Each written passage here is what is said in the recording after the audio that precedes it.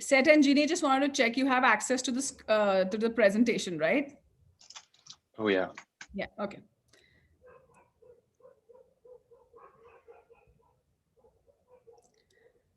Okay, so we're live now. Hello and welcome everybody. I hope I am audible and you're able to see my screen up there. Good evening and welcome to the Education USA India Discovery Series. My name is Astha and I'm the Senior Advisor at the Education USA Center here in New Delhi. Just a little bit before we start, we'll give it a couple of seconds before we kind of settle in.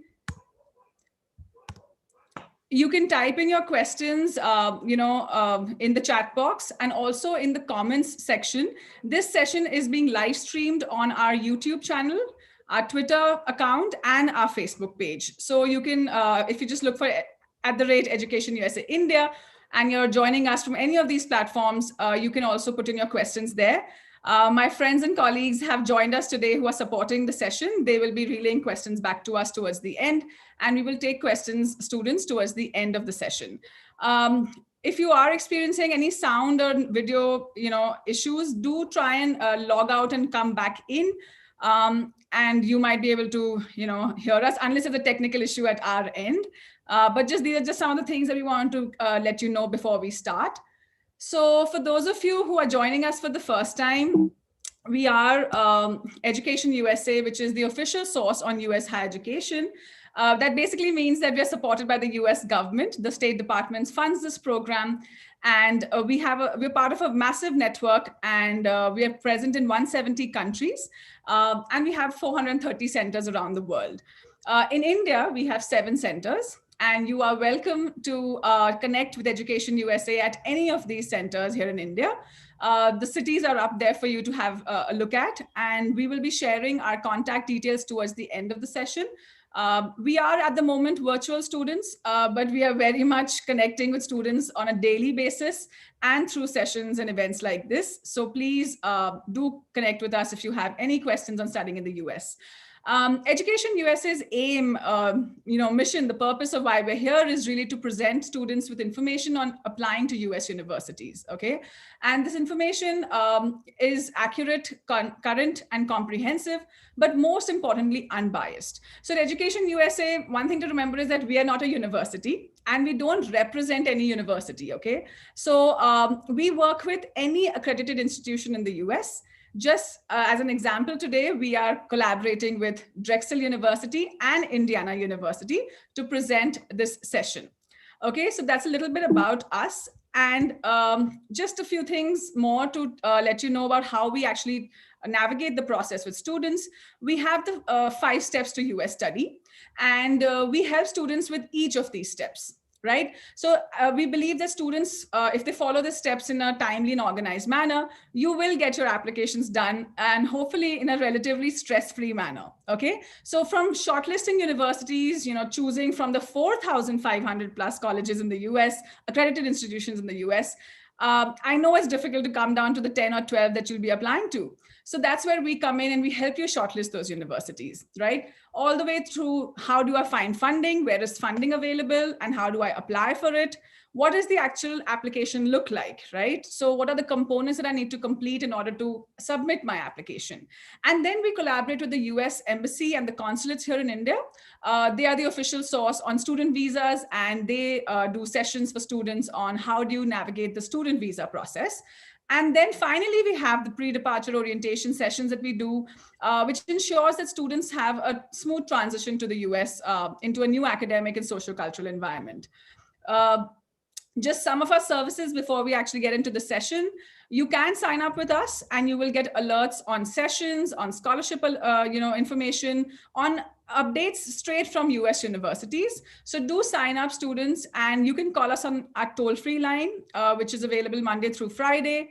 And of course, we meet you very regularly online to do these sessions. And every day, Monday to Saturday, we meet students online, virtually. So you can actually come into one of our meeting rooms and talk to an advisor about your application. We have an absolutely fabulous app, a mobile app for you to download, which will kind of keep you on track for your US applications and give you notifications that will be helpful for you. We also offer memberships if you want more guided advising. Do connect with us and we'll let you know how that works. Okay. And of course, do follow us on social media because that's where a lot of information is these days.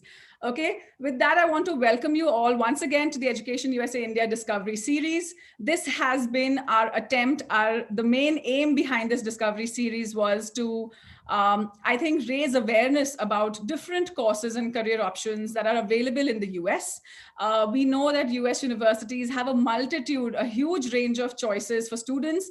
And while that can be exciting, it can also be challenging to navigate which ones are the best ones for you. So we thought of collaborating all centers together to offer the series where we're exploring careers and courses in the US. So we're actually at, today is the concluding session of the series. We've already gone through some of these amazing sessions, all of them available on our YouTube channel as well. So if you missed them, please do visit. And today we're going to talk about music and sports. And for that, we have our brilliant, amazing speakers from Indiana University and Drexel University. Please meet Jeannie D'Agostino. She's the Director of International Admissions from Drexel. And Seth Walker, who's the Associate Director of International Admissions from Indiana University. So welcome, Jeannie. Welcome, Seth. Thank you so much for being here today. And we look forward to having us. Yeah, we'll meet you very, very soon, students. And just to give you a little flow of the session today, I'm doing the introductions at the moment. We are going to go into courses and careers to give you a little bit of an overview, an umbrella view of what is available out there in this field of sports and music education. And of course, today we have two universities that are that offer some really interesting courses in these two areas. So we have chosen these two universities specifically very carefully for the session because they have some really, really good programs for students in these fields. They're going to be talking to you about their admissions and their application process. And of course, we'll go into Q&A after that. Okay, just before I hand it over to Seth and Jeannie, I just wanted to give you a little bit of some few things to remember when you're shortlisting courses. And this question comes up very often, sometimes this is the first question that comes to us, choosing universities, applying comes much later. A lot of students will ask us that, I don't even know what I want to study. I'm confused. So how do I choose what I want to study, right? So, the things to remember here are a few points that I'll be making. But before that, I actually want to hear from you students and families and parents who have joined us. I have an image up for you here on the screen. And I want you to help me a little bit with some of the answers. How many careers can you think of when you see an image like this in front of you? Okay, so can you spot any careers that are happening right now on the screen that are represented through this image? If some of you can give us, some answers, that will be great.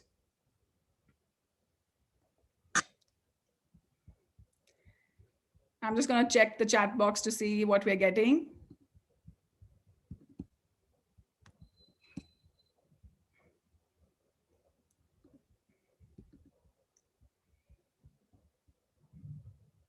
Okay, I see some answers coming in. Professional athletes, yes. Zahir, Tanmay, athlete, coach, referee, manager, owner, security personnel, marketing. Okay, and we have a very interesting one from Diksha, architect, right? So thank you so much, students. These are great inputs. And I'm going to go back to my presentation. Just give me a second.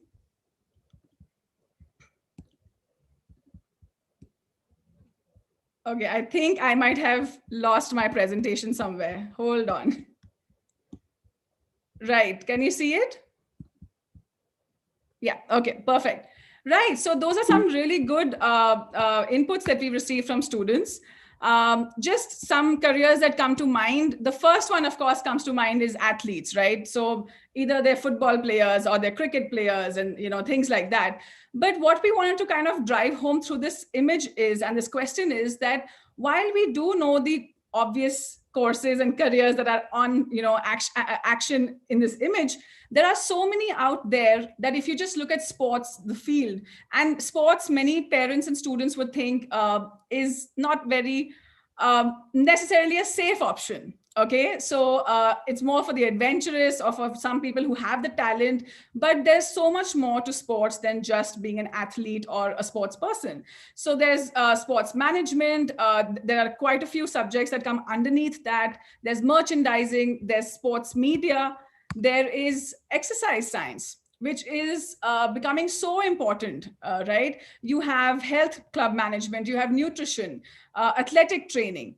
And then you also have another offshoot called sports psychology. Okay. And we know that our Indian team has a sports psychologist, and we wonder, how does that work and what do they do? So just similarly, if you're thinking about music, there are some images here up on your screen. What are some of the careers that you can spot in these two images? Can we also please have some answers for this one?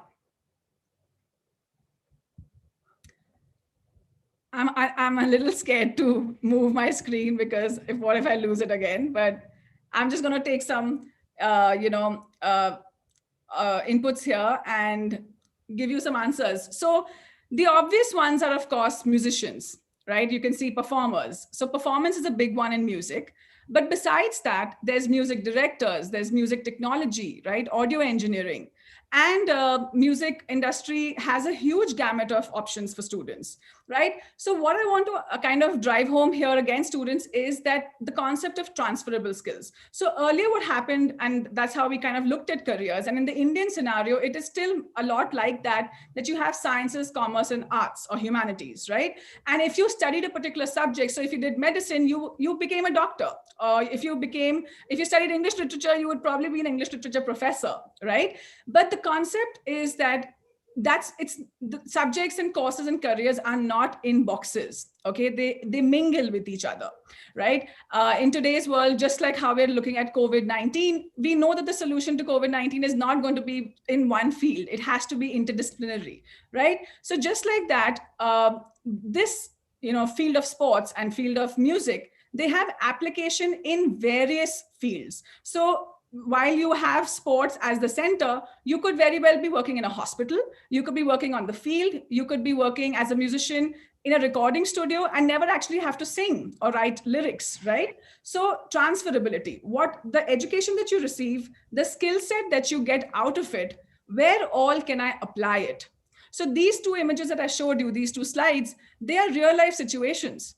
And there's people working in these real life situations, right? So what skill set have they come up with? And what did they do to get that skill set? So transferable skills is a big one to think about when you're thinking of courses.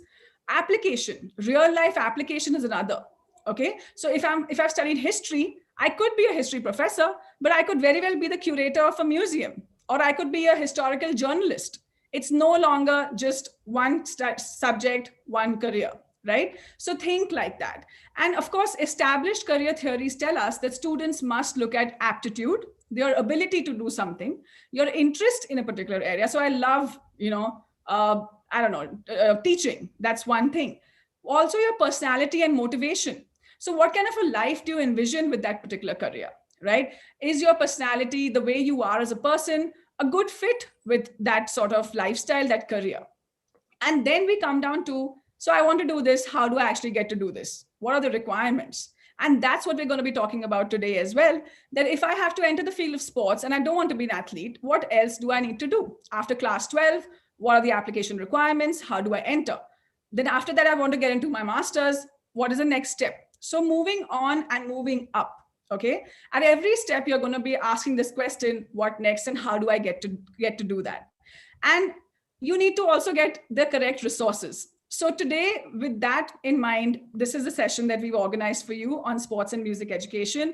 And I'm going to hand it over to Seth and Jeannie. They're going to take you through the overview and the application requirements at each of their institutions. Thank you so much for being with us today. I'm going to see you at the end of the session. So over to you, Jeannie, you go first.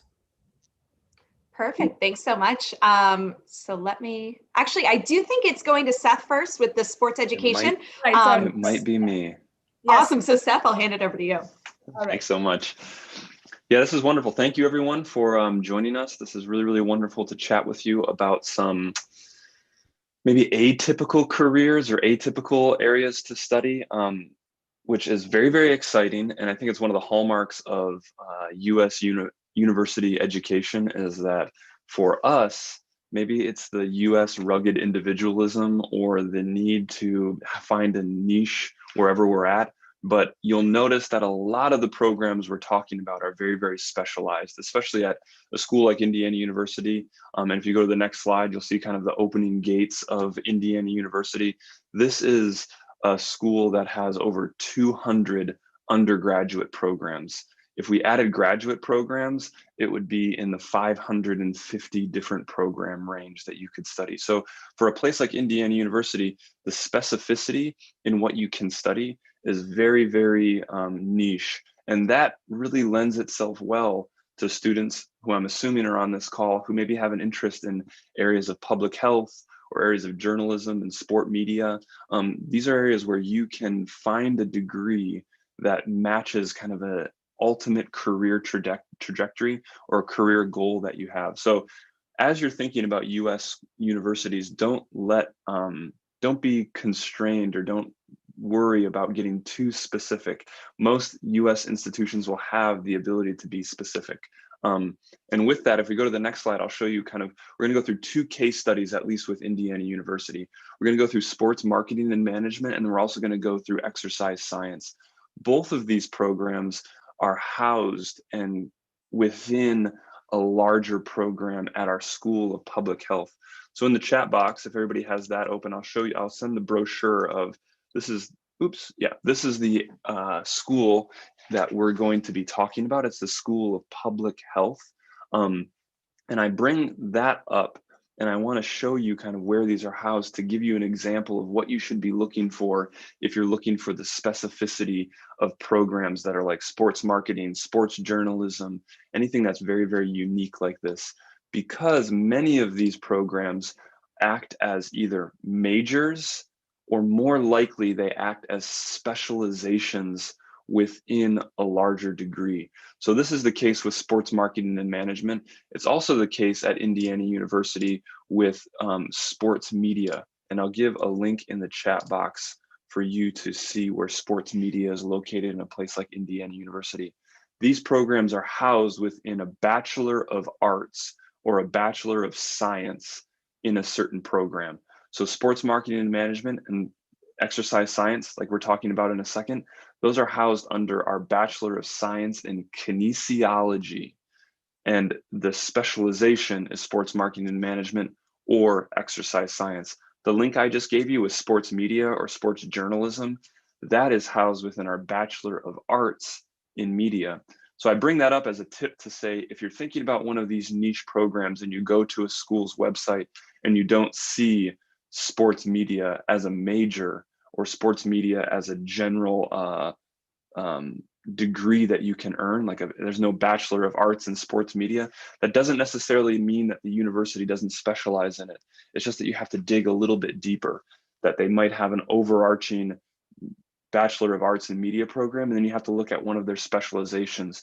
So make a note that as you're reaching out to schools, ask, maybe it's not a major, but ask about specializations in some of these programs. So the first kind of case study we'll be looking at is this sports marketing and management. This is a major that's dedicated to hopefully having students find employment immediately after undergraduate program. You'll see where the difference lies when we go into exercise science. So this is students who are looking to find a career in professional, intercollegiate, or amateur sports. And you already listed some of the wide range of sports opportunities that you could have, whether it's facilities, whether it's marketing and public relations, or even event management. There's a lot of different avenues that students can find a home or find a career within sports marketing and management that will splinter off. And you can see that some students, the last sentence there, some students, while they're looking for employment immediately after undergraduate education, some of them are looking to continue their education in law or sports administration as a graduate program. A lot of students are thinking about doing that, especially with law, if they're looking to be agents or they're looking to be any type of contract lawyer or event lawyer that has to deal with risk management, law is a very, very appealing degree to partner with that undergraduate.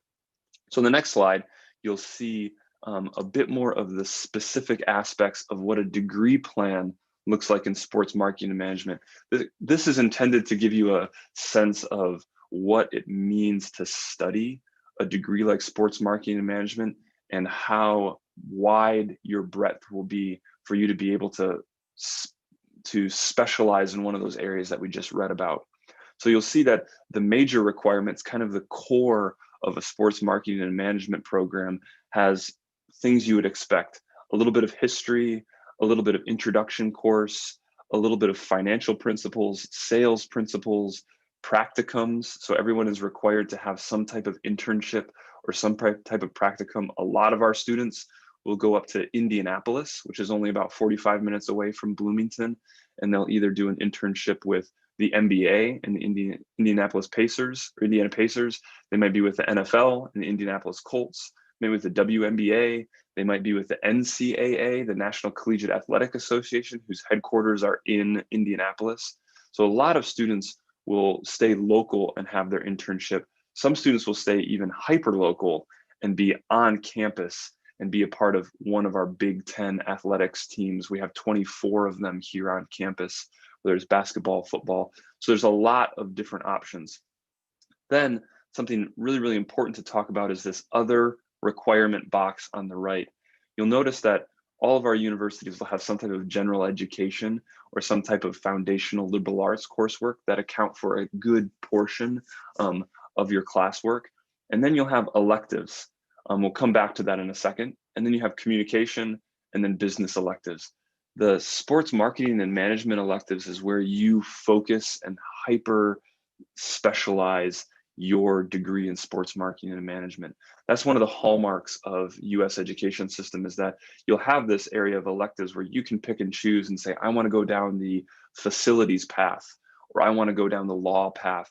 And so you can create experiences and educational opportunities that you'll be able to talk about in interviews and talk about in job placements. So that's a little bit of what the degree map looks like. If you go on to the next slide, we'll talk about the next aspect, or case study, which is exercise science. So exercise science, unlike sports marketing and management, most exercise science students will go on to their master's degree or graduate programs. The reason for that is, this is a topic that we really wanted to touch on. If you're looking to be in one of these specialized, especially occupational therapy, medicine, optometry, dentistry, athletic training, something that has a little bit more medicine or something that has a little bit more health related aspect to it, but it's still in the world of sport, most of those require some type of certificate or some type of training level. And most of that training happens at the graduate level. This is true for athletic training and occupational therapy. You're seeing more athletic trainers required to be certified athletic trainers to have a master's degree. So a lot of the coursework that you're about to see in this exercise science program, you'll notice that it's a lot of science basis, and then students getting ready to go into a higher level medical course in a graduate degree program. So if you go to the next slide, you'll see where there's some specialized tracks for exercise science, and there's some foundational courses.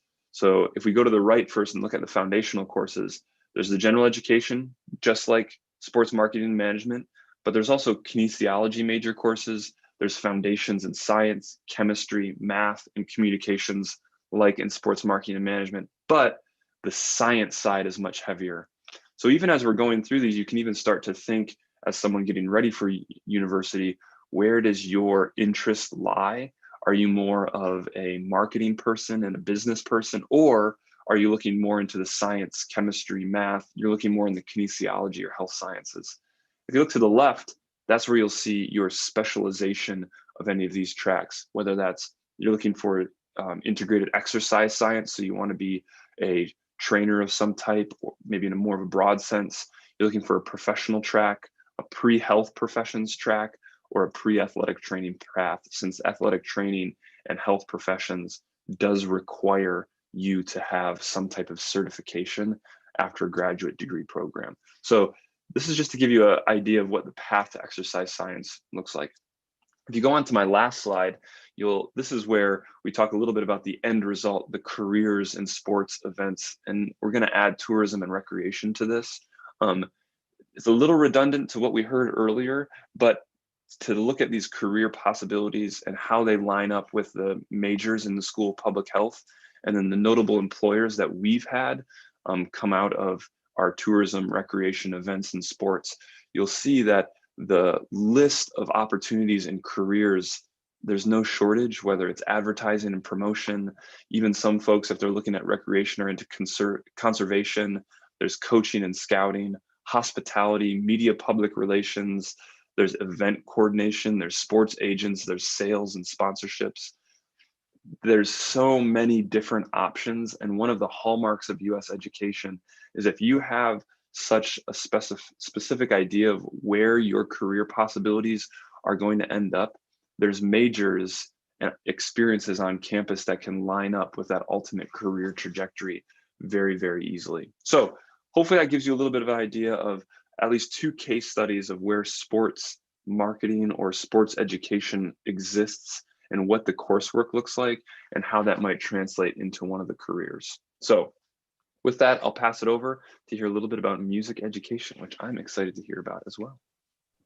Awesome. Thank you so much, Seth. Let's see. Jeannie, would you like me to okay, all right. I'm approving your request.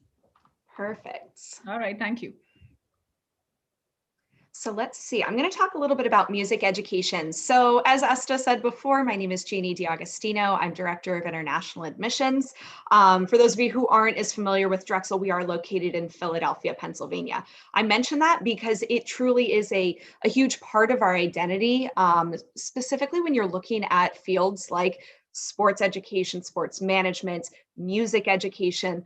Because again, you're going to have access to a lot of these professional opportunities. So I typically point to, our location as one that does truly offer a lot of opportunities. So moving forward, courses in music education. This is one where, similar to how Seth was talking about the sports industry, this is definitely something that a lot of students tend to lean towards because they initially have it as a passion, and then it goes towards a career. So it really is going to run the gamut. We have students who are coming from all different fields and all different backgrounds, but usually that underlying thing that ties all of these students together, it's going to be that passion that they have for the field. You've got a few different types when it comes to the actual education of music. If you look at, a rock star group, and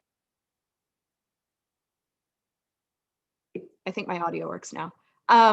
Chances are if you have, you're looking at a music group and you start saying, okay, I want to be involved in music education so that I can reach this particular goal. Everyone is going to have a very different background. So when people think of music education, it's not just going to be those front performers, the actual rock stars, whoever it might be. It's going to be the people too that are surrounding them, the people that are promoting the event, the audio engineers, the folks that are selling tickets, the people who are doing crowd control. So these are all individuals who are involved in music in some way. And so the reason for telling you that is really understanding that you can go a more traditional route, that conservatory-based route. It's going to be performance-based. It's going to be very heavy in music theory. And so this is going to be something that's less focused on creating a career out of, music and specifically in the field. And it's going to be more individual development, but then also telling students, okay, how they can get involved as a performer. So that is one particular type of music education. That conservatory, it is more traditional. Then we start going towards that interdisciplinary and more use inspired. And that's where Drexel falls in. So when you start looking at different fields where music education happens, it does not just remain in the performing arts. It's going to start expanding out to technology, to business, engineering, education, history, even sociology. It truly is going to be more than just music theory, and music performance. So as you start thinking about how you can translate your passion, if music is your passion, into a career, start thinking of ways that you might be able to pull together some of your interests. We have students who are extremely talented performers, but they know that that's not ultimately what they want their career to be. Performers do typically have a lifespan. That career tends to be a little bit shorter, and it's extremely competitive.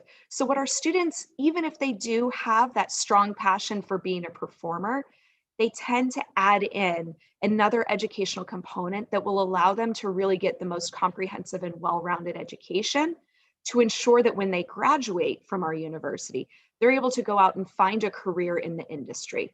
Doesn't have to be just performing. In terms of salary expectations, this is where it completely runs the entire spectrum. For a lot of entering level positions, if you have salary expectations that are in the high 100,000s, we're going to need to lower that a little bit. For students who are just starting out in the music field, there's going to be a lot of unpaid internships, a lot of students who are just getting involved, if you're truly focusing on just the performance style. If you start looking at technology and business and engineering, that's when you can start finding those jobs right out of university that are going to use that education, that bachelor's program that you've received, or maybe even the master's program if you've gone on to further graduate education programs. And those are going to be wonderful opportunities for you to find a career in the wider industry of music education. So those salaries, it truly depends on what that concentration is going to be. Also, this is a field where experience really matters. So I mentioned before, unpaid internships might be an option. At Drexel, we even have cooperative education. So it's a 6-month work experience, and it's typically paid. So students will get everything from unpaid internships to paid co-op positions while they're in school. But no matter where you go and no matter what opportunities you have available to you, I highly recommend getting that experience and finding a university that's going to allow you to start getting your hands dirty, so to speak, from day one, because that experience will eventually translate into a larger professional network, which then translates into joining that industry, joining a career within that industry. Salary expectations, like I said, it really is going to run a very wide range. Students might start out in very entry-level salaries, $30,000 a year, or you could be going into, if you've got a very heavy tech background, something in the STEM field, so maybe music and technology, music and engineering, you might be seeing more 3 figures in terms of your salary. So 110,000 is usually an average salary for folks starting within the music tech field. And that's what we typically see students who do our music industry program. If they focus on the tech side, that's where they end up going. Again, experience is going to be key. That networking, creating that professional network is going to be a vital part of this. So music education at Drexel specifically, I'm going to talk about 2 of our bachelor's programs. So we have a music industry program, and then we also have an entertainment and arts management. We also do have engineering programs, which sometimes students have been able to take and translate more into like a sound engineering position. So for example, if you are interested in engineering, we have a group of 11 different majors within our College of Engineering. Most students who are truly interested for that music education route are going to be looking at one of these 2 majors. So music industry, it is a bachelor's of science for Drexel. We are not doing a bachelor's of arts for this program or the other one. It is going to be a bachelor's of science. It has a heavy tech focus, has a very heavy management and business focus. We do have 2 concentrations within this particular major. It's going to be RAMP, so music recording and music production. And then we also have music business. So recording and music production is going to be more of that tech side.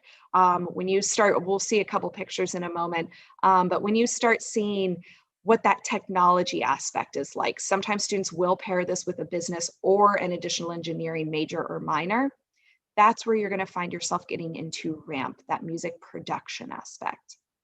You might also be interested in the business side of music. So that could be a concentration of music business for you. Signing artists, understanding how the industry itself works from a legal perspective.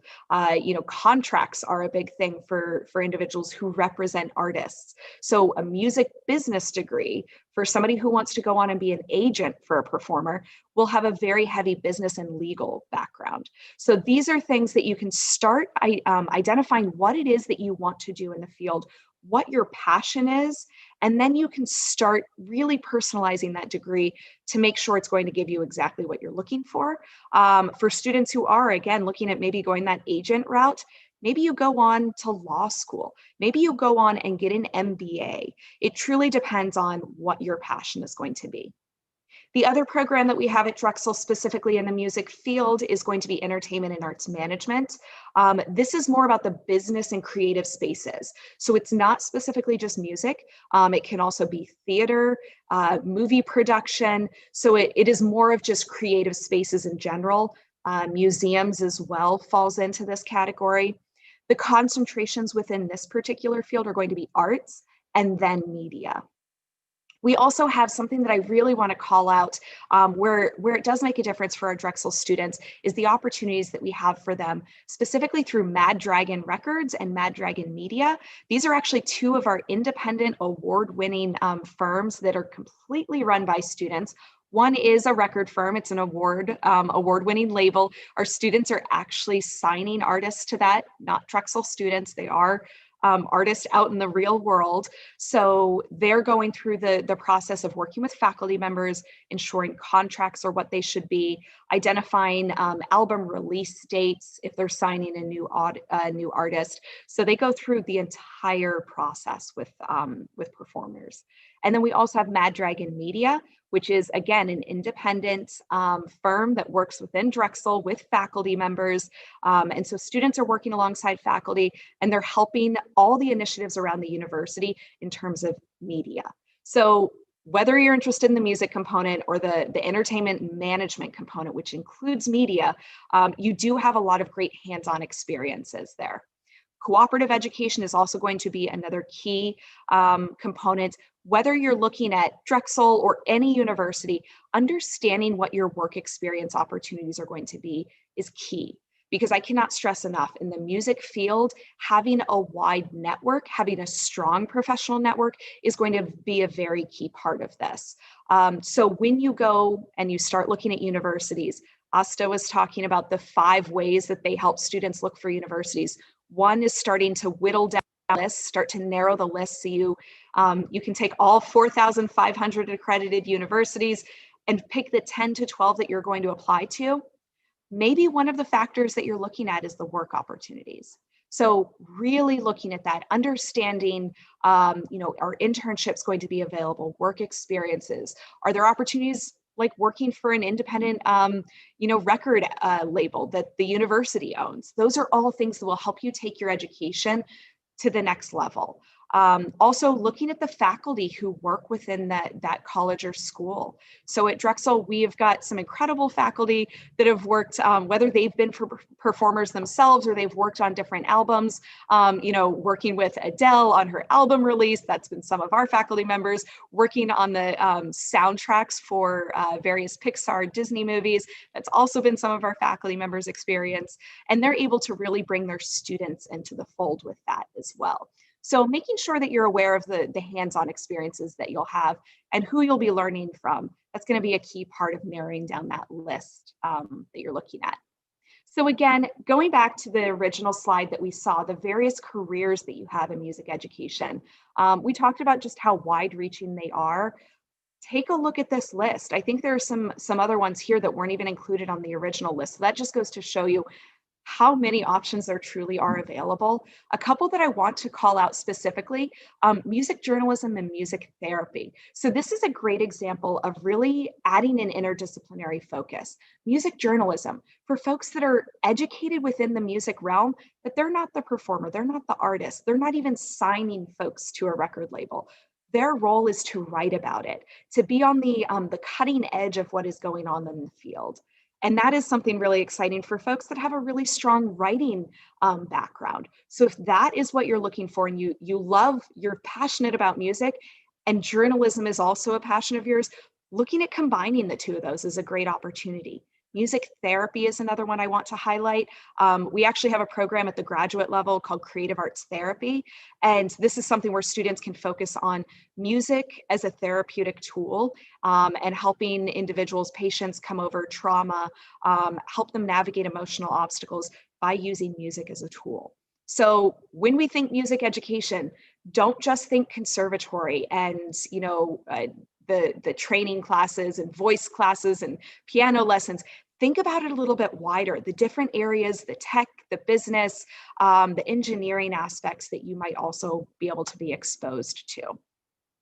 So I know now we're going to pop into the admissions section, and I think Drexel might be first. So I will go ahead and just keep talking here. So as I mentioned before, Drexel is located in Philadelphia. That clearly is a huge part of what we do. Here I want to just touch on very briefly, we have a very huge focus on experiential learning. You may have picked that up in parts of my presentation so far, but essentially Drexel is all about getting an education that is good and also good for something. That's actually our founder who said that back in 1891. That was how we were founded. We wanted to make sure that students were coming in specifically with a field of study, and they could go out after they graduated and find a career, find an opportunity to engage with that. And that's something that we still hold true to this day. We have just over 24,000 total students. About 16,000 of those are undergraduate students. Our students are coming from all 50 states, over 130 different countries. India is actually our top sending country for both undergraduate and graduate admissions. We've got great cultural organizations on campus, so you will definitely have a slice of home while you come to campus.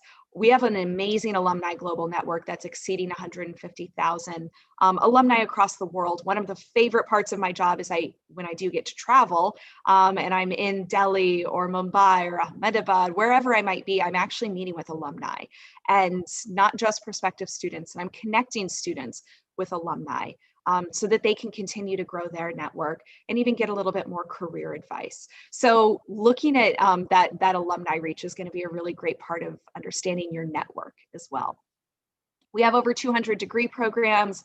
We are a tier 1 research university. We actually do quite a bit of research, not just in the traditional STEM fields, but also when it comes to music. One of the pictures I showed earlier was actually understanding the impact of, in fact, I'll just pop back to it if I can, but it was understanding the impact of what music does to the brain. So it's this slide right here. While you might not think this is a traditional music education student, you've got a student in the background who is recording the data, analyzing the data. You have a student there in the forefront who's playing the instrument and actually having brain waves monitored there. So you might not think that this is a music education major, but really understanding that there are different ways to start understanding how students can engage in that field. So moving forward here, as I mentioned, we're located in Philadelphia. We're about an hour from New York City, 2 hours from Washington, D.C. We're on the East Coast of the U.S. The programs that you've heard me talk about so far do fall within either our College of Business, so maybe a more music business focused major, not heavy on just the music field, but more just business as a background. It would be within our College of Business. Sports management, also within our College of Business. We have the Westfall College of Media Arts and Design. Drexel's actually ranked the Westfall College of Media Arts and Design. We're ranked as one of the top applied arts programs, art and design programs in the US. So it's something we're really passionate about, making sure students come in and they get the strong theoretical foundation, but then they can also go out and get that practical approach. I also mentioned we have a graduate program for creative arts therapy. That's within our College of Nursing and Health Professions. Students can also do behavioral health counseling, add in a concentration on working with students, specifically in regards to media. So there is quite a bit that doesn't just fall within music as a major, and really thinking about how you can branch out from there. We also have physician assistant programs, physical therapy. So if you are looking at getting involved in like the sports world and not just as an athlete or within a sports immediately, you can look at PT as a field as well. As I mentioned before, Drexel really takes to heart this idea that you need to have a combination of world-class academics paired with that real-world experience, because you need to go hand in hand to get the most comprehensive education. The way we do that is through our cooperative education program. So students are actually, like I said, getting that foundation in the classroom, that theoretical approach, and then getting at least 6 months of work experience during their degree program. That then informs the classroom experience. If you think about a traditional classroom, you're learning from one person, a faculty member. However, if you and your classmates then go out into the industry and spend 3 to 6 months learning about it, when you come back to the classroom, you're contributing back to your education. You're contributing back to your classmates' education, because you now have something of value, something of your own experience to share with the industry. So it truly is a valuable full circle there. It goes hand in hand.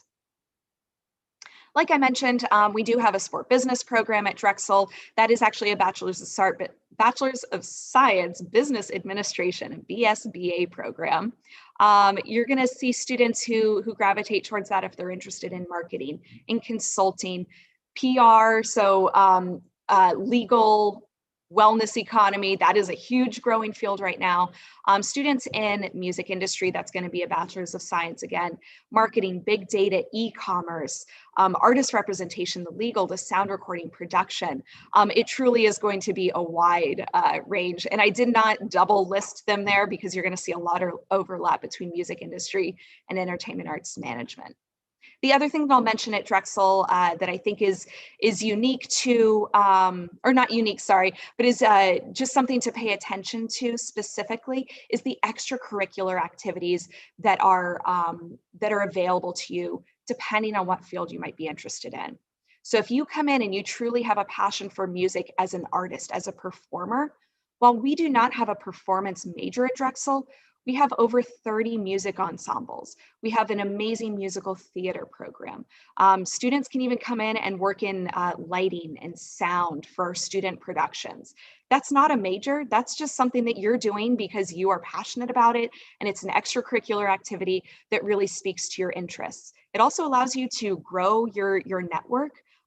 Maybe you're an entertainment arts management student and you enjoy working in the tech background, or you even enjoy working in more of that business field, the artist representation, and you start meeting individuals within those extracurriculars that might also be engaged in the same activities, and you can start building your network there. Let's see. So just talking through very quickly the admissions process for undergraduate admissions, you can apply using either the common application or the coalition application. There's an application fee associated. If you're applying as a first-year student, so you're coming from high school, you would submit your secondary school transcripts, your secondary school exam results, and higher secondary boards. If you are coming from a university, either transferring or going into graduate school, we do need to see your college or university level transcripts.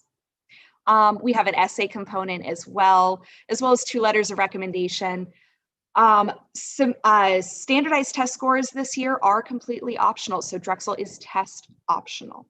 We do still require an English proficiency exam if English is not your first language and you've not been educated in English. So I'm fairly certain most folks on this call won't be needing that English proficiency exam. For graduate students, we have a slide will advance. For graduate students, we have a slightly different process. You do have an application that is specific to the program directly on the Drexel website. We will accept unofficial transcripts for review, but for the most part, we are going to see transcripts coming officially from the institution that you are currently at or have graduated from. The letters of recommendation vary based off of what program you're applying to. Could be either 1 through 3. We do recommend that you have an academic and or professional letter of recommendation. So if you graduated and have spent some time working in the field, I do highly encourage you to submit a professional recommendation.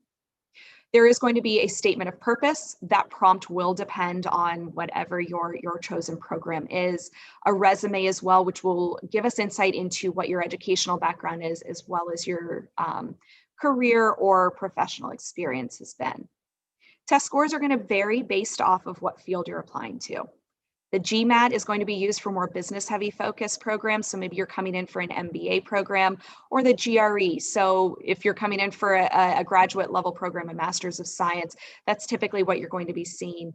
TOEFL, IELTS, Pearson's Test of English, or even Duolingo this year are all accepted for English proficiency exams.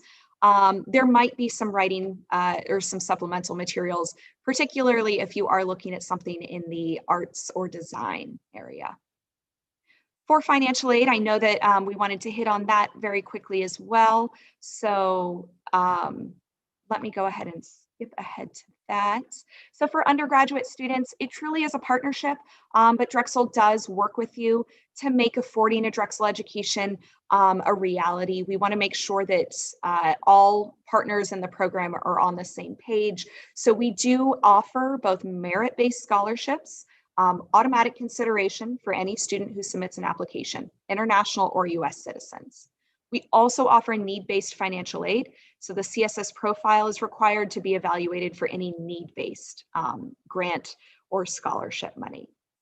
The average financial aid package for an incoming first-year student is just over $30,000 US. That is going to depend very greatly on the student, their background. If there is a high financial need, students will receive higher need-based financial grants. If there's a lower financial need, that might not qualify. So just being aware of what different types of financial aid you're eligible for, it's an extremely competitive process. So making sure you're submitting all of your materials by the deadline. I cannot stress that enough. We also have a full tuition scholarship for international first-year students called Drexel Global Scholars. We offer 15 of these a year for students all around the world. We're specifically looking at global engagement, leadership, civic involvement, and making sure students are leaders in their community. I also want to touch briefly on the graduate component here. So financing is certainly a partnership at the graduate level as well, even more so. Excuse me. We do encourage students to just be, to go through and really look at the financial aid that's going to be available to them. Drexel does offer merit scholarships for graduate level students called the Drexel Dean's Fellowship. It is still very competitive. I do highly encourage students to meet all deadlines if they're interested in this. It is not guaranteed, but we are looking for students above a 3.0 GPA minimum. That's going to be your GPA from your bachelor's program. We do also have for PhD students, graduate or teaching assistantships, and those applications need to be submitted by January 1st.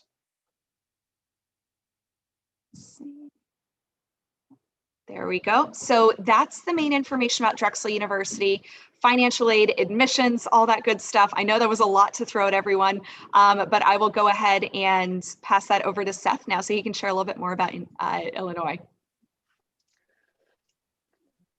Thank you so much. Let me see if I can get control. Here we go.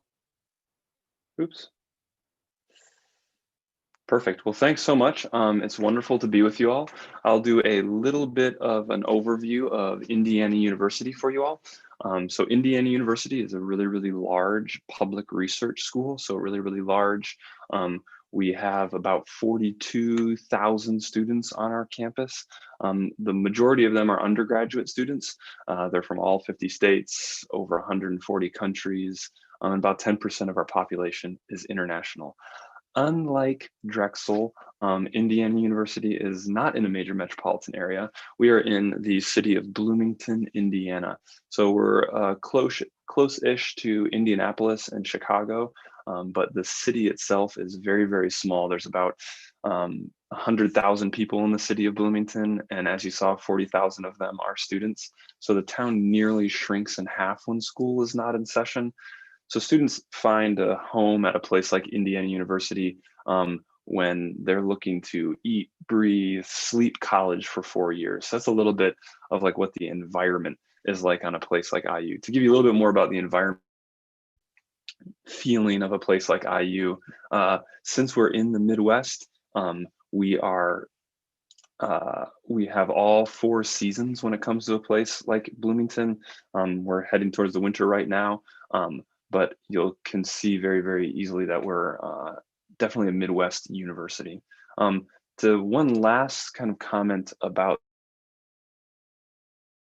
this is our downtown areas who really are fall in love with a place like IU. They do want that kind of classic college experience and everything that is to offer at a place like IU.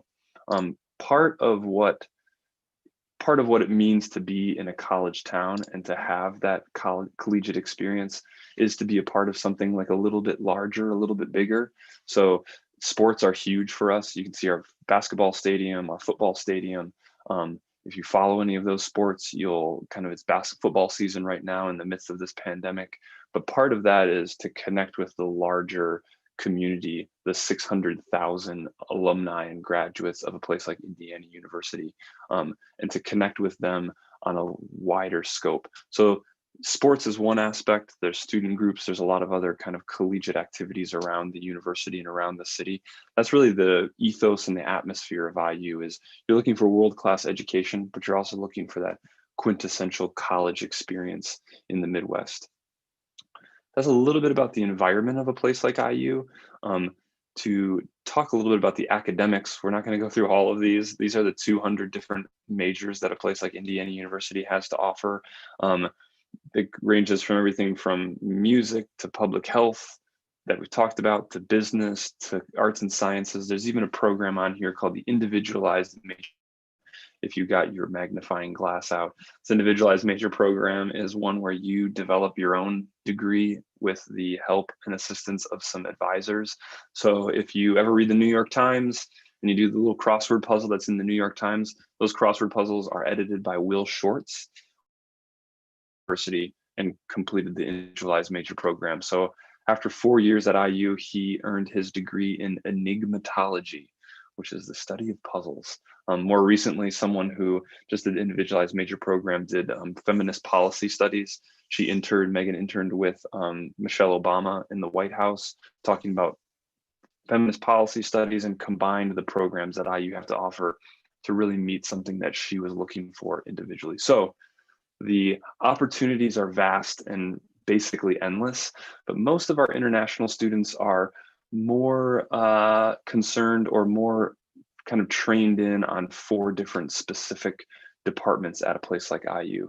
So first and foremost, it's the Hamilton Luger School of Global and International Studies.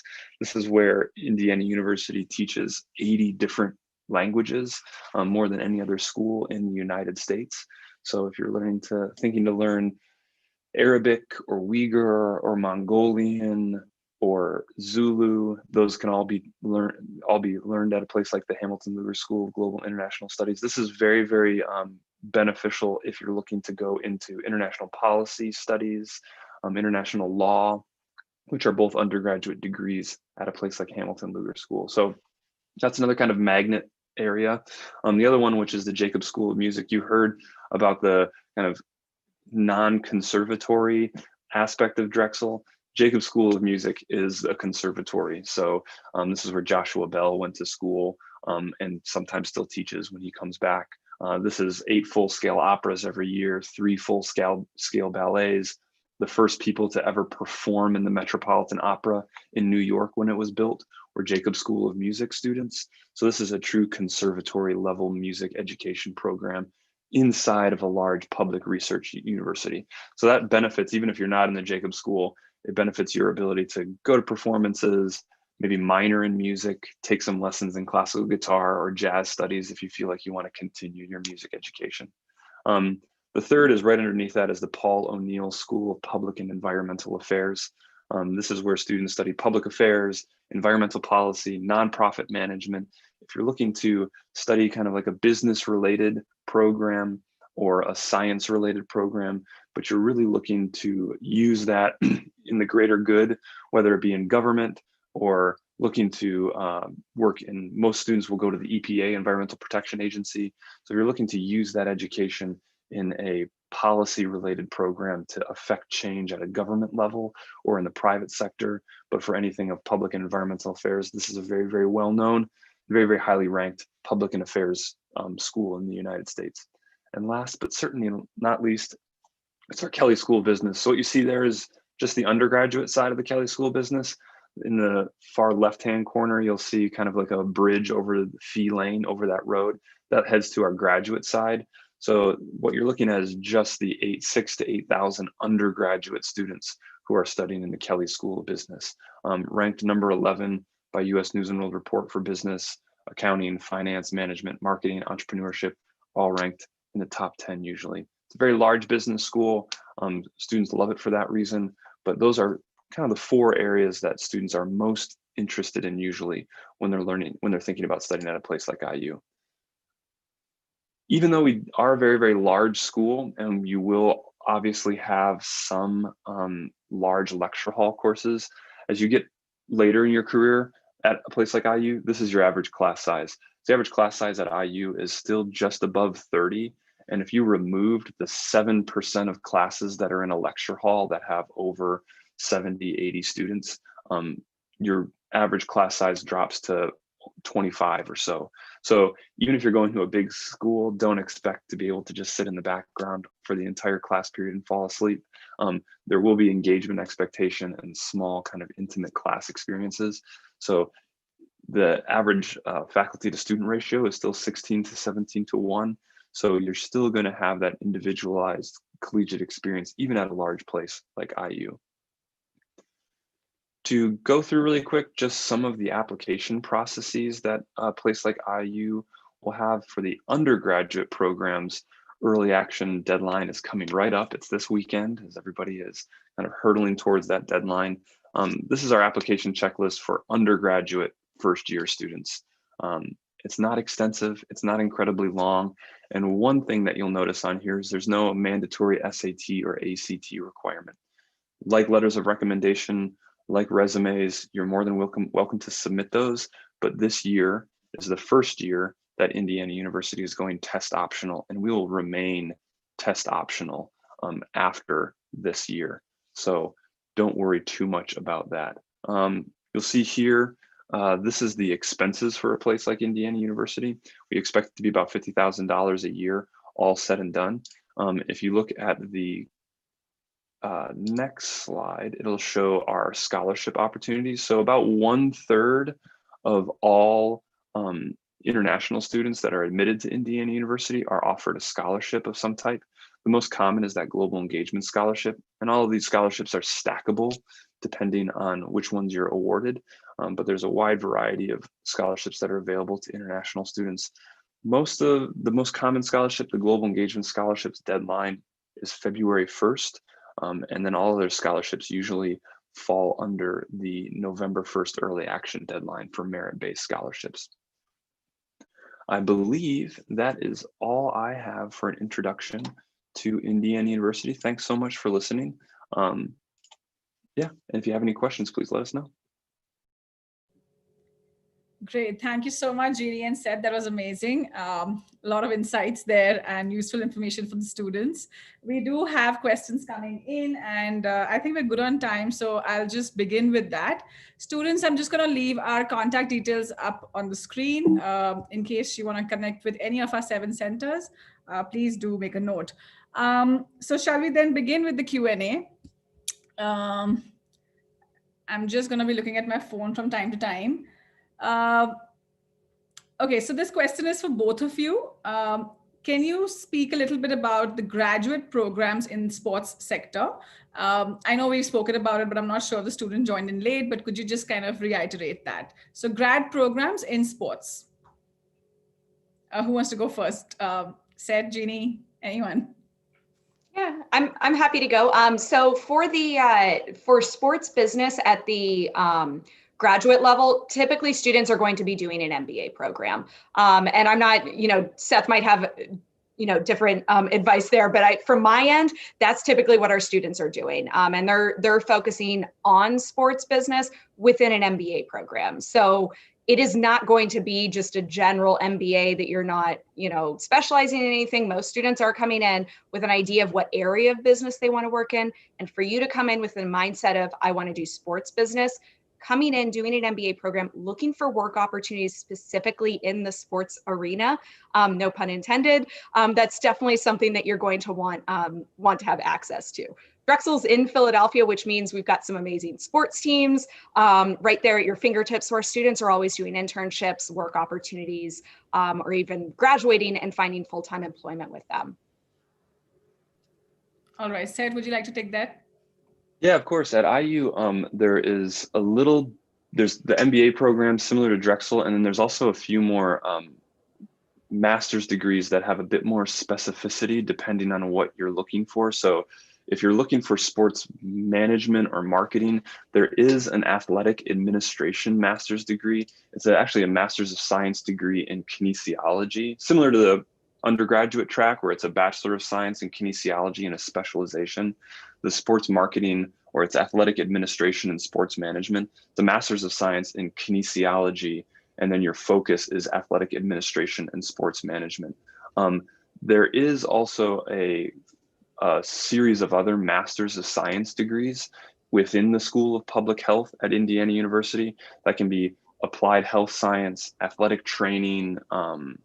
There's a master's of science in recreation. There's an occupational therapy or occupational health master's of science, environmental and occupational health. So in the School of Public Health, that's usually when you're going for more of a specialization. It's not necessarily the business side of the house, but it's a certificate side for any type of medical adjacent sports related activities. But if you're looking for the business side, it's usually in the athletic administration, Masters of Science in Kinesiology. All right, thank you. The next question is not related to sports or music. The student has also asked us a question about the visas. Students, if you have any questions on the visas, I'd request you to please get in touch with us, and we'd like to have a more detailed discussion with you. So our phone numbers are up there. Please do reach out. The question is that if we take a gap year, how do we justify that for admissions to a US university? Seth, do you want to take that first? For sure. Yeah, there's very little, at least from our perspective, it's your choice. So there's very little justification for what you want to do. So if the gap year was your choice, whether it be a choice that was foisted upon you because of a pandemic, which is the case with many students currently, or it's a choice you made to do a little bit of self-introspection before you submitted your applications to the US, both of those are not only acceptable and understandable, but they're also very, very common, especially for the former one when it comes to a choice to take a gap year that's not your own choice, but you say, I'm going to wait because of this pandemic. We're expecting that to be very, very common this coming year. So the essay, the personal statement, that is a place where we see a lot of students, for lack of a better term, justify their gap year. And a justification is less of an excuse-ridden personal statement and more of a, this is what I've been doing during my gap year. That could be as simple as I stayed in my room because I couldn't go anywhere because I was in a lockdown, and this is what I did with my time. But any type of intentionality or understanding about what that meant in introspection in your personal statement, that'll, for lack of a better term, justify that and show us that you took that time not as a great opportunity to play a ton of video games, but a great opportunity to do a little bit more introspection. There's probably a little bit of video games as well, which is completely understandable, but it's also a time for you to kind of work on that personal statement. And we see that's where most of those students will talk about their gap year, whether it was something that they chose and did something very intentional, or it was something that was put upon them and they kind of had an opportunity to learn a little bit more about themselves. Right. That's great. Jeannie, do you want to add something there? No, I was going to say that Seth said it perfectly. All right, perfect. Okay. All right, we have another question. So what are the career options for someone who wants to specialize in singing? So can singing be a minor and engineering be a major if they're studying an undergrad program in the US? Can they do two majors and minors and singing be one of the subjects? So either a minor. Who wants to take this first? Both of you. Yeah. I'm sorry, go ahead.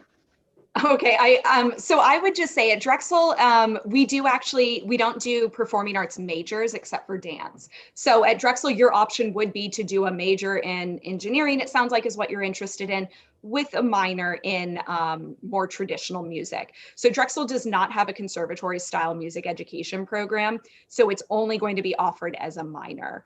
But Seth, I know you might have a different perspective on that one. Yeah, at a place like IU, which is a true music school, there is a voice major. So you could sing in one of our 8 operas or do jazz voice. There is, and this is something that you should think about when you're looking at schools, if you truly do want to combine both an engineering interest and a voice interest.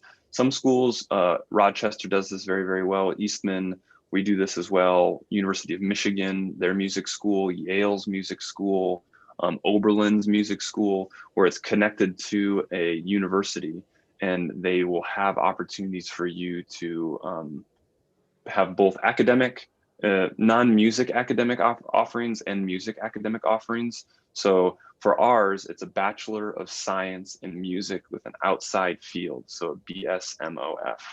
We love our acronyms. So what you would be able to do is you would have a Bachelor of Science in Music with a focus in voice. You would sit down with your advisor and say, I'm really interested in engineering, or I'm really interested in physics or chemistry or business. And you would work with a focus in one of those subjects to attach onto your voice program. It sounds like you're already understanding that you've chosen 2 options in engineering and voice that are extremely time intensive. So engineering is usually a very, very strict career path where there's very little deviation from your prescribed course sequencing. And music is maybe a little bit less prescribed, but it has a lot of requirements. So students are taking a lot of credits every semester. And so there's very little room for a lot else. So you'll have to kind of strike a good balance, whether that means you already had mentioned it, majoring in engineering and maybe minoring in voice, or minoring, Indiana does this in like composition, or minoring in music theory and taking voice classes as your elective. You might have to find a compromise between a dual degree, because I would have a feeling that might take you a little bit more than 4 years. You might be an undergraduate student well into your 20s. So maybe if that doesn't sound that appealing to you, you might have to sacrifice a degree in one of them for a minor, and that might be something that you have to juggle. The unfortunate thing is for music and engineering, usually that decision is made quite early. For music and voice at a place like IU, that's made before you enter. Direct admission to the music school is almost required. So you might have to do a little bit of introspection before you submit your applications, because of the fact that you have to kind of set your career path early in both engineering and voice. Right, that's very, those are important factors to keep in mind, certainly when students are choosing their majors and minors. There's a question on recognition in terms of, is Trinity College of London, the certification from Trinity College of London, recognized in the US? So if a student were to come with that certification in vocals or in a musical instrument, would that be recognized? And I'm assuming that the question also, the student would be probably doing a degree program along with that, or they're doing their schooling along with that. But how would you view the Trinity College certification? Is it an add-on? Is it an extracurricular activity? How do you look at it? Jeannie, yeah. Yeah, so I would just say, it depends what program you're applying for.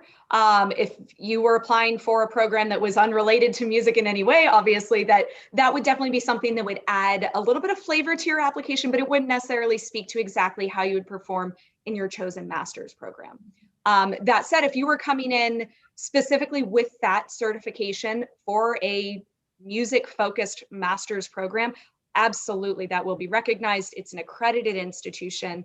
It's a well-known institution, so there should be no issues with that. But every university is going to have their own take on what exactly the requirements are. They might have credit requirements, prerequisites. So you really should check with specifically what other institution you're really looking at applying to.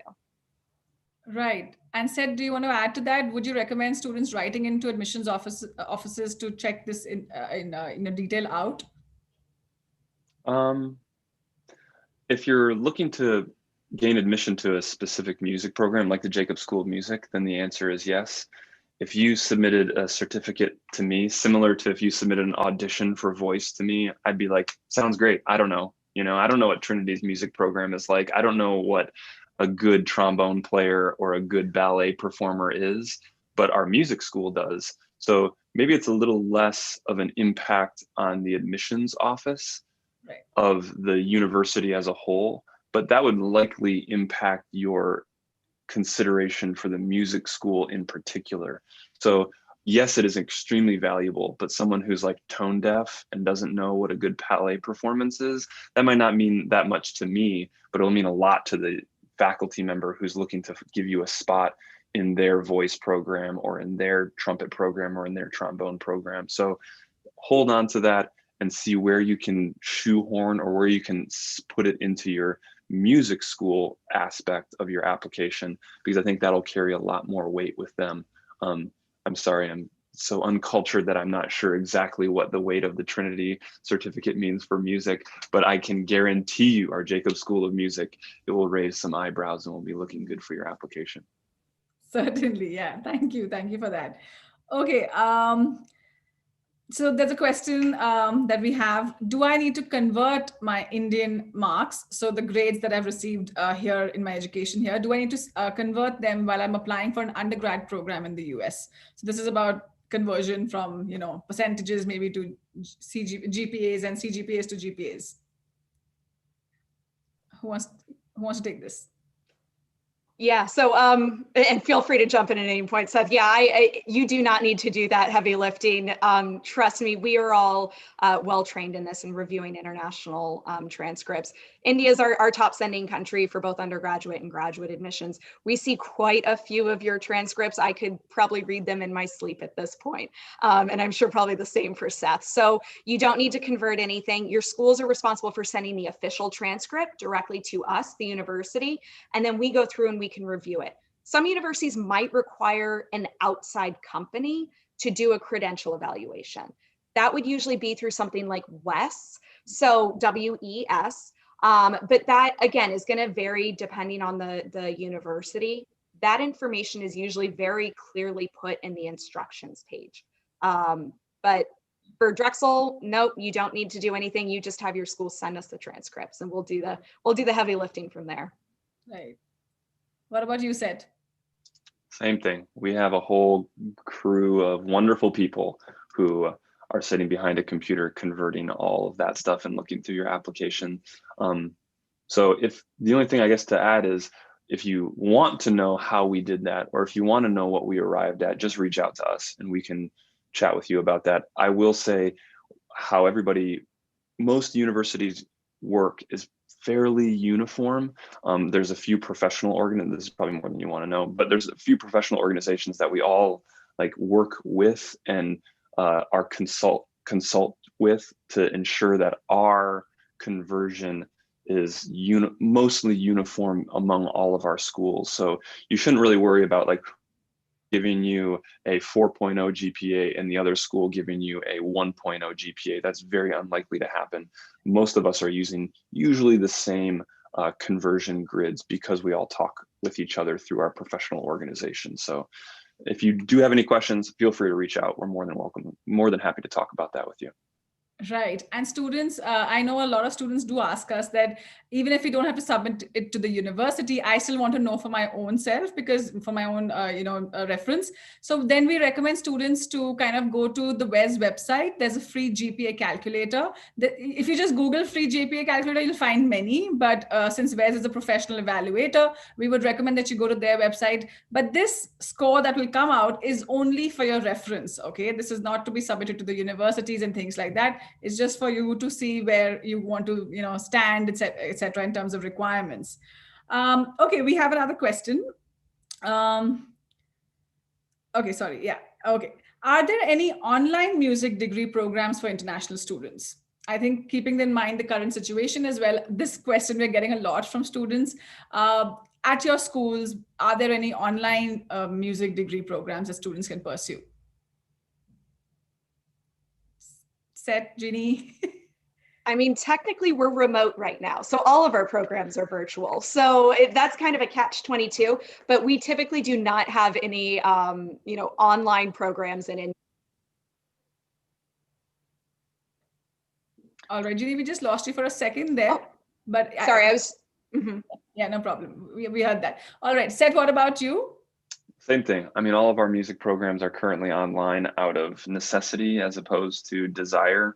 And I don't believe, I'm looking through, and I know we have quite a few, but I don't think music is one of the online, truly online, like I'm applying to an online program. I'm going to study completely online and earn my degree online.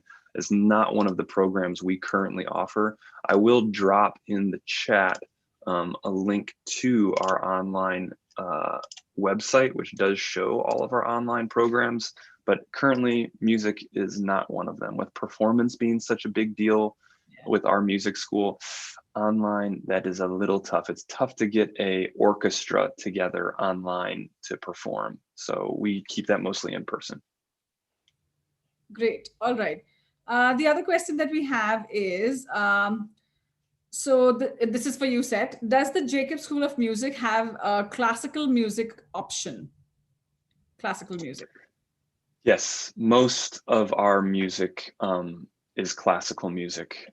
So it's either Baroque or choral or quartets. So yeah, I think a lot of students, it's usually the other way around. They're asking to be in, like, I want to record in in a studio. I want to be a band manager. And we're much more on like the Eastman, Berkeley, Juilliard, Oberlin side of things when it comes to music conservatory. So the majority of our work is classical music when it comes to all the different areas. I'll drop something in the chat box to show you what the different programs are. But yeah, nearly exclusively all of our programs are classical. There's some jazz, but mostly it's classical. All right, thank you. We have a general admissions question. Do I need to first pass the IELTS or the TOEFL before applying for admission to a US university? Jeannie, you want to take that first? Sure. So it depends what your educational background is. So if English was not your first language of instruction, most universities will require, or your first language, your native language, most universities will require you to submit some form of English proficiency exam, whether it's TOEFL, IELTS, Pearson's, Cambridge, Duolingo. There are lots out there. So yes, if you are, if you're applying to a university, you need to submit all the documents by the time the application deadline is coming up. So if you haven't yet taken it, I highly encourage you to, if it is required for the universities that you're applying to. Does that answer the question? Yeah. Seth, do you want to add anything to that? No, that's perfect. We just hold every application until we have English proficiency. So I don't even get to see the application until English proficiency is met by a variety, just like you were saying, by a variety of different ways that the student could show it. So it's required before I give you a decision. Right. All right. The other question is, so the student wants to know that can you do at the undergraduate level music and technology related programs? So for example, if I had to do a tech subject, I can also do music at the undergrad level. Yeah, Jeannie, can you take that? Because we heard that from your slides. Sure, yeah, so absolutely. It's very common in the US to do what's called either double major or adding a minor. So this is a really great way that I always tell students, you're personalizing your degree.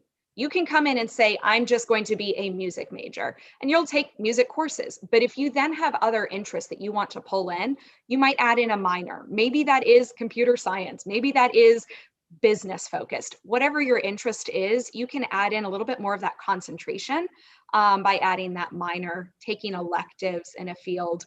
And also, again, some programs you can double major. I'll tell you that no students can double major with a music industry program. It's already kind of combined. We've combined music and more the production and the business aspect. It would be almost impossible to do a double major because it's a pretty rigorous course load. But yeah, a lot of times students can double major, add in a minor if they're interested in another field. All right, okay. Seth, do you want to add anything to that, or should we move on to the next question? No, that's perfect. Okay, all right. I have two more questions for you, and I think we're almost, close to our end time. With a bachelor's in another major, can I still pursue? So, for example, I've done a bachelor's in psychology or economics or something. Can I still pursue master's in sports management? What would the requirements be? Do I qualify? Can you repeat the question one more time? I'm not really sure I understand it. Right. So if I have done my bachelor's degree in a subject which is nothing related to sports management or sports, okay, I've done Gotcha. So can I do a master's in sports management? Yes, most of the time. Yeah, there might be some, at least at a place like Indiana University, there might be some prerequisite programs, but most of the time, a master's degree, if you're not going into like medicine, or you're not going into law, which might have like an LSAT requirement, the only thing that might be also required is to take a GRE exam, possibly, but usually the undergraduate degree program won't carry too much weight. If you didn't, if you're going into like maybe it's not a business, but if you're going into a program that has a bit more science, you might have to do a little catch up. But other than that, it's usually open to anyone who wants to apply. Right. And Jeannie, do you want to add to that? All good? Nope, I think Seth got that. Yeah. All right. Okay. So this is a very general US higher education question.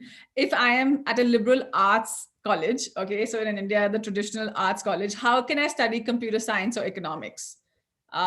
Would you like to take that? Or, I mean, I can also give in some inputs later.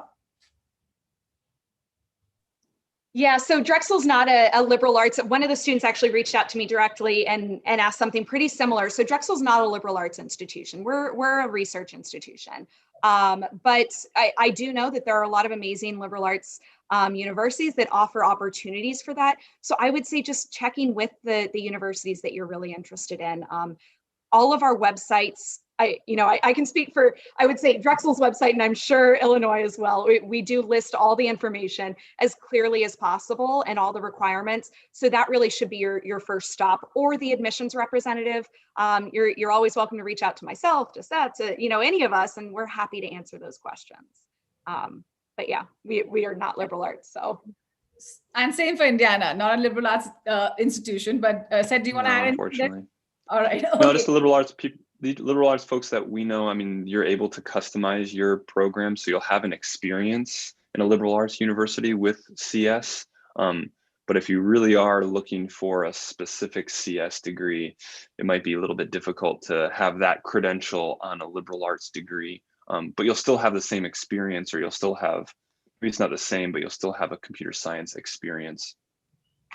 Right. Students, just to note, I'm the liberal arts college. When you're talking in your regular conversation, it does tend to be called the liberal arts college, but it's the official term is liberal arts and sciences college. So a liberal arts and sciences college does offer you programs from across the fields. So yes, you could in fact, there are liberal arts colleges just for engineering as well, right, which are primarily focused or heavy focus on engineering. So you could very well be doing psychology, economics, business to engineering CS as well, but the experience is slightly different, and the focus on taking certain subjects as compulsory subjects for students at liberal arts and sciences colleges is also a factor.